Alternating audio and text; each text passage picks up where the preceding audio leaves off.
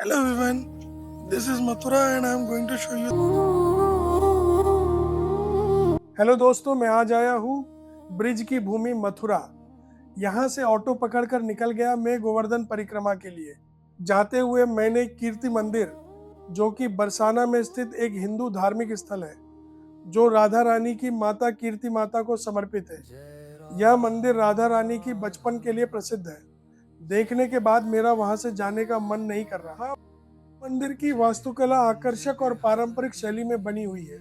फिर मैं निकल पड़ा राधा रानी मंदिर बरसाना में स्थित, जो कि ब्रिज क्षेत्र के सबसे पवित्र तीर्थों में से एक माना जाता है। यह भानुगढ़ पहाड़ी पर स्थित है, जहां तक पहुंचने के लिए 200 से अधिक सीढ़ियां चढ़नी पड़ती है। जैसे जैसे आप ऊपर जाते हैं, पूरे बरसाना का सुंदर दृश्य दिखाई देते हैं और मन अपने आप भक्ति में डूब जाता है। गर्भगृह में राधा रानी की दिव्य प्रतिमा है। यहाँ पर लोग दंडवत मंदिर तक दर्शन के लिए जाते हैं। ब्रज जन रंजन राधा कुंड गोवर्धन क्षेत्र में स्थित एक पवित्र सरोवर है। यह स्थान राधा कृष्ण की प्रेम कहानी का प्रतीक माना जाता है। ऐसा माना जाता है, जब अरिष्टासुर राक्षस का वध किया तो गोपियों ने उनसे पाप मुक्त करने के लिए स्नान करने को कहा।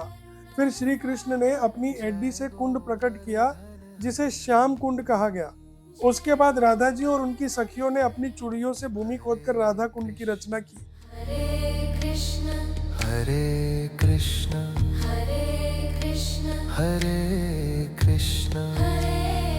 ये वही स्थान है जहाँ राधा रानी और उनकी सखियां कृष्ण के लिए फूल कुसुम चुनने आती थी और भगवान कृष्ण यहाँ उनसे छिप छिप कर मिलते थे। इसका नाम हा कुसुम सरोवर है। गोवर्धन पर्वत को गिरिराज पर्वत भी बोलते हैं। गोवर्धन पर्वत की पूजा के पीछे भी धार्मिक कहानी है। मान्यता है कि एक बार इंद्र ने ब्रज क्षेत्र में घनघोर बारिश की, तब लोगों को बचाने के लिए भगवान कृष्ण ने सबसे छोटी उंगली पर पर्वत उठा लिया। 5000 साल पहले यह गोवर्धन पर्वत 30,000 मीटर ऊंचा हुआ करता था और अब शायद 30 मीटर ही रह गया है। पुलस्त्य ऋषि के शाप के कारण यह पर्वत एक मुट्ठी रोज कम होता जा रहा है। जब कृष्णा मथुरा चले गए, तब उन्होंने अपने सखा उद्धव को ब्रजवासियों को ज्ञान देने के लिए भेजा। लेकिन जब उद्धव जी ने गोपियों की निष्काम भक्ति देखी, तो वे स्वयं भाव विभोर हो गए। कहा जाता है कि उसी स्थान पर उन्होंने तप किया और गोपियों की प्रेम भक्ति को प्रणाम किया। राधे राधे भैया, आप कभी भी आओ गिरिराज जी में तो दर्शन मेला करो आके। पहले राधा कुंड से प्रारंभ करो परिक्रमा। राधा कुंड में स्नान करना पड़ता है, स्नान करके परिक्रमा स्टार्टिंग करो। तो राधा कुंड का महत्व है, जिस किसी के संतान नहीं हो तो होरी आठे का मेला जुड़ता है हमारे यहाँ। जो प्रेम से जो पेंटा छोड़ते हैं ना, उसमें उसी की मनोकामना पूरी होती है। जिस किसी पे बच्चा नहीं होता है, वो राधा रानी उसी की मनोकामना पूरी करती है। और राधा कुंड, यहाँ जो कृष्ण भगवान ने लीला करी थी, तो राक्षस जो आया था, जो ब्रज में गाय का रूप धारण करके आया था, तो कृष्ण भगवान ने उसको मारा था। तो राधा जी ने उसको देख लिया। तो राधा जी बोली कि कृष्ण भगवान थे कि आप गौ हत्यारे हो। वन की कैसे राधे, माने आपने गौ का हत्या की है अभी। तो कृष्ण भगवान बोले ये तो राक्षस था।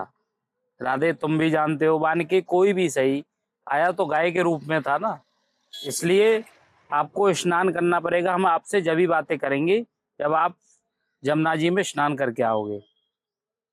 तो राधे की बात मान ली कृष्ण भगवान ने। जब कृष्ण भगवान गए तो जमुना जी में स्नान किया, स्नान करके आए तो राधा जी को विश्वास नहीं आया, क्यों कृष्ण भगवान छलिया थे।